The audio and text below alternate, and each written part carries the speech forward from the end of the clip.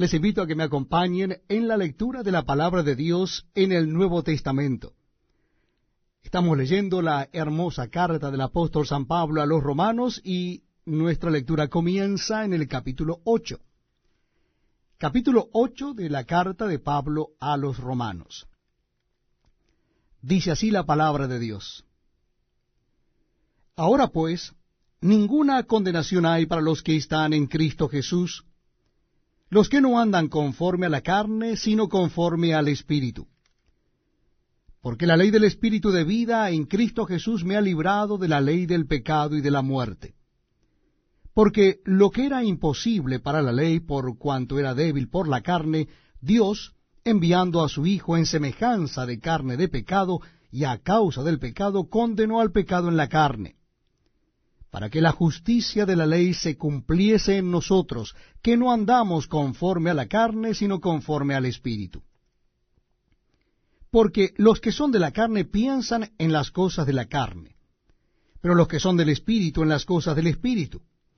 Porque el ocuparse de la carne es muerte, pero el ocuparse del Espíritu es vida y paz.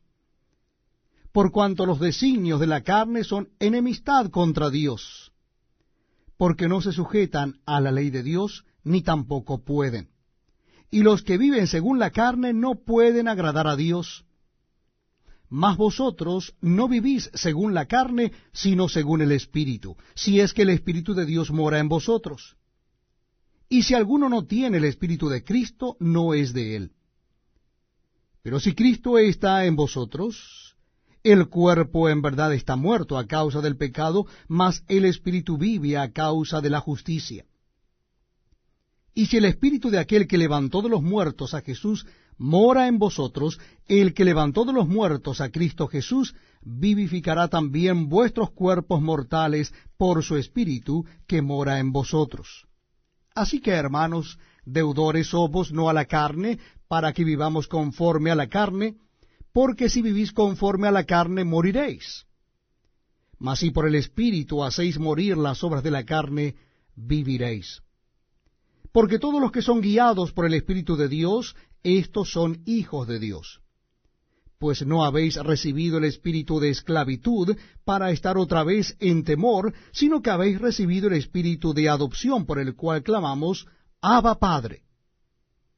El Espíritu mismo da testimonio a nuestro espíritu de que somos hijos de Dios.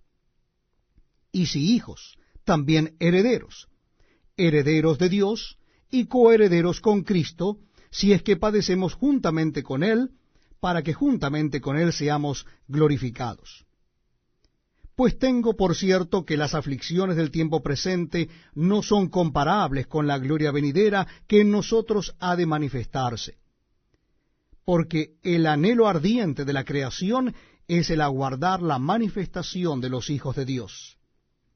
Porque la creación fue sujetada a vanidad, no por su propia voluntad, sino por causa del que la sujetó en esperanza, porque también la creación misma será libertada de la esclavitud de corrupción a la libertad gloriosa de los hijos de Dios. Porque sabemos que toda la creación gime a una, y a una está con dolores de parto hasta ahora. Y no solo ella, sino que también nosotros mismos, que tenemos las primicias del Espíritu, nosotros también gemimos dentro de nosotros mismos, esperando la adopción, la redención de nuestro cuerpo. Porque en esperanza fuimos salvos. Pero la esperanza que se ve no es esperanza, porque lo que alguno ve, ¿a qué esperarlo? Pero si esperamos lo que no vemos, con paciencia lo aguardamos. Y de igual manera el Espíritu nos ayuda en nuestra debilidad, pues qué hemos de pedir como conviene no lo sabemos, pero el Espíritu mismo intercede por nosotros con gemidos indecibles. Mas el que escudriña los corazones sabe cuál es la intención del Espíritu, porque conforme a la voluntad de Dios intercede por los santos. Y sabemos que a los que aman a Dios, todas las cosas les ayudan a bien, esto es, a los que conforme a su propósito son llamados. Porque a los que antes conoció, también los predestinó, para que fuesen hechos conforme a la imagen de su Hijo, para que Él sea el primogénito entre muchos hermanos. Y a los que predestinó, a éstos también llamó, y a los que llamó, a éstos también justificó, y a los que justificó, a éstos también glorificó. ¿Qué pues diremos a esto? Si Dios es por nosotros, ¿quién contra nosotros? El que no escatimó ni a su propio Hijo, sino que lo entregó por todos nosotros, ¿cómo no nos dará también con él todas las cosas? ¿Quién acusará a los escogidos de Dios? Dios es el que justifica. ¿Quién es el que condenará? Cristo es el que murió, más aún, el que también resucitó, el que además está a la diestra de Dios, el que también intercede por nosotros. ¿Quién nos separará del amor de Cristo?